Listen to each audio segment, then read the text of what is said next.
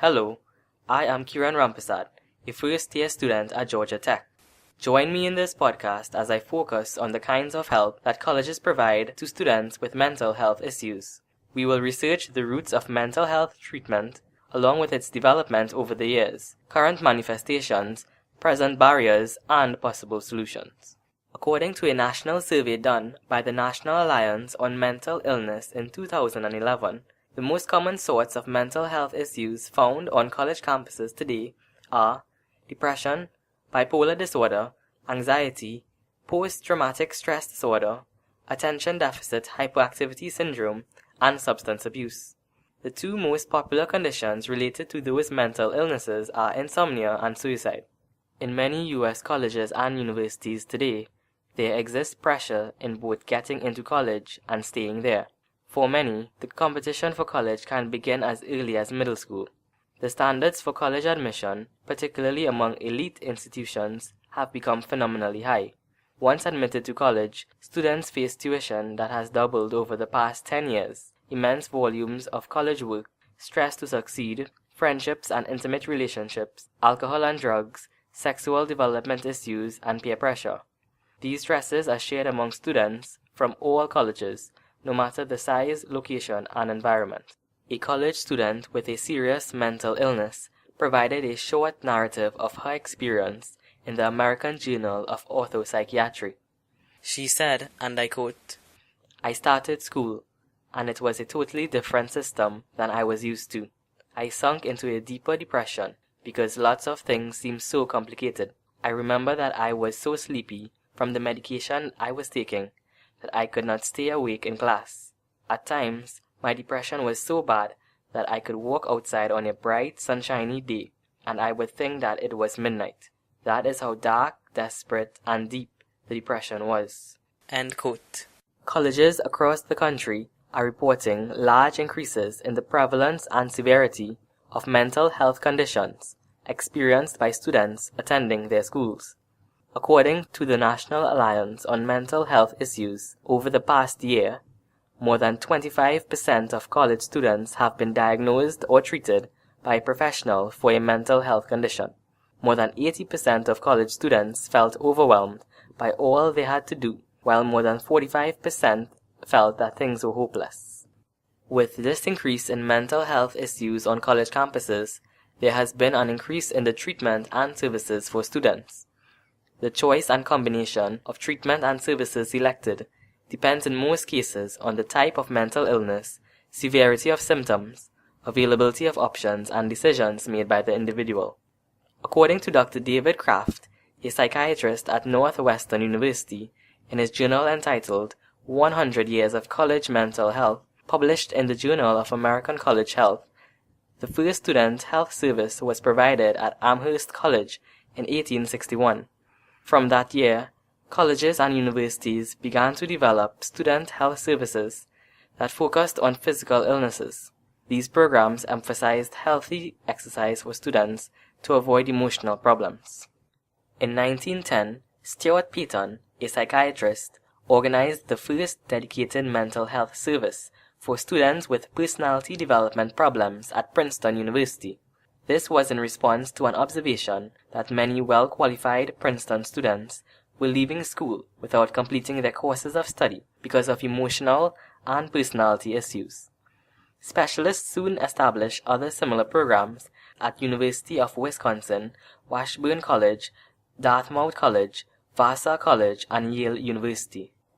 College mental health services expanded even more rapidly in the 1960s as the baby boomers reached college age. By that time, college health services were well established, although college mental health services at many campuses were split between small psychiatric consultation services connected with student health services and separate psychological counseling centers.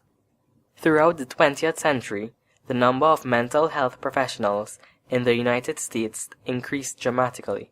The result was the merging of counseling services with psychiatric and mental health services at many schools. The multidisciplinary mental health service became the norm rather than the exception.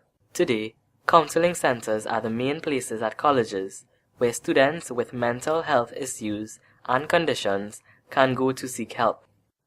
Another place where Georgia Tech students can seek help is at STAMS Health Services. According to their website, thorough psychiatric evaluations, as well as medication management for depression, anxiety, bipolar disorder, substance abuse, and other mental health issues are provided there. These services are provided by board-certified psychiatrists who collaborate with the Georgia Tech Counseling Center to ensure that students receive comprehensive care. As part of the student health fees, students can receive a psychiatric evaluation from the psychiatry clinic at no additional charge. Furthermore, students are allowed 2 follow-up appointments at no charge per academic year. Subsequent appointments require a relatively low fee depending on the length of your visits. The 3 major problems college counseling centers are facing today are 1. Increasing number of students with both mild and severe psychological problems. 2. Economic constraints, which have led institutions to develop stricter limits on services, for example, enforcing a maximum number of allowed counseling sessions. And 3. Lack of necessary training for staff members to serve the population of students presenting significant psychiatric distress. Counseling centers have been criticized for limiting their hours of operation, which have resulted in longer waits for appointments. Many counseling centers only open during the day, even though students often have classes or work scheduled during this time. Another criticism is their lack of accessibility. Students may drift from office to office looking for care for their particular problem, with little guidance from professional staff. Another important issue today is that college students are unwilling to seek psychological help because of the perceived stigma associated with disclosure of mental health problems. This stigma associated with mental illness produces shame, fear, and guilt on the part of individuals who have these diagnoses, which can reduce the likelihood of seeking advocacy from individuals or family members. Additionally, the stigma associated with psychiatric disabilities makes many campuses less likely to put these service issues on the front burner for funding and policy decision. A Newsweek investigation researched how U.S. college campuses handle students with mental health problems. It found that in many colleges and universities, telling someone about a mental health disorder can lead to expulsion from school, and in some cases being admitted into a psychiatric ward. Katie J.M. Baker reported this story, outlining what the situation is like today regarding mental health in colleges across the U.S. Some recommendations for change in the quality of mental health care provided to students include 1. Counseling centers should be located geographically in a central area, but in locations that do not expose the individual seeking help publicly. 2. The institution should provide widespread notifications of services and their accessibilities, which are distributed to staff, students, and faculty through multiple channels. 3. Service hours should include regular evening and weekend hours. 4. Support staff who provide reception, information, or referral should receive substantial initial and ongoing training to be maximally helpful and supportive to students requesting their assistance. 5. For students who indicate that they need urgent psychiatric care, appointments should be available within 24 hours. 6. Campus mental health and disability services should coordinate with Residence Life to educate resident advisors on identifying and dealing with psychiatric problems, handling after effects of psychiatric crisis, and so forth. 7. There should be an organized system of follow-up contacts to ensure that referrals were completed and that satisfactory care was received. Recently, colleges are looking for new and innovative ways to address mental health cases and improve their services to students. At the University of Minnesota, Boynton Health Services is hoping to give more students access to the help they need by offering mental health intervention through text messaging. The text message-based intervention would resemble a crisis call line, where students could send a text to staff members whether they just wanted advice or were in a crisis. In addition to providing a way for students to text for help, Boynton could also use the system to send alerts, advice, or other health information to students. Another interesting initiative has come from Thrivon, an IT service firm who has developed a new mobile app for individuals who desire help with mental issues. Thrivon took the content from a program called Healthy Body Image, which was created in 2004 at Stanford and Washington universities. The program starts with an online evaluation that gauges a person's behaviors and self-image.